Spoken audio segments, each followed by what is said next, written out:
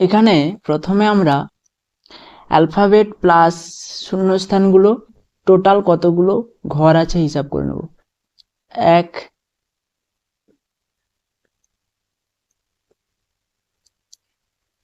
2 3 4 5 6 7 8 9 10 11 12 13 14 15 16 17 18 19 20। মোট দেখতে পাচ্ছি অ্যালফাবেট এবং শূন্যস্থান মিলিয়ে 20টি ঘর আছে। 20কে যদি ভাঙি 2 10 20 হতে পারে, 4 5 20 হতে পারে। আমরা কটি করে ঘর নিয়ে একটা ছোট ছোট ব্লক তৈরি করব সেটা আমরা পরে দেখছি। আগে দেখে নিই এখানে কতগুলি অ্যালফাবেট আছে। দেখুন এ আছে আর বি আছে, দুটো টাইপের অ্যালফাবেট এখানে আছে এবং এ দেখুন ডবল আছে, বি দেখুন ডবল আছে। এক্ষেত্রে আমরা দুইটাকে না ধরে দুটো করে অ্যালফাবেট না নিয়ে আমরা এখানে 4টে 5টা আর 10টা এই তিনটের মধ্যে যে কোনো এক রকমের অ্যালফাবেট নেওয়ার চেষ্টা করব। দেখো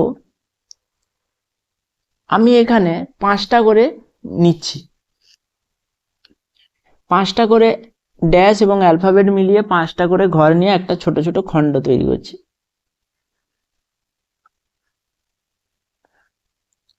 এখানে পরিষ্কারই দেখা যাচ্ছে যে এখানে দেখুন শুধু এ আছে, এখানে দেখুন শুধু বি আছে, এখানে দেখুন শুধু এ আছে, এখানে দেখুন শুধু বি আছে।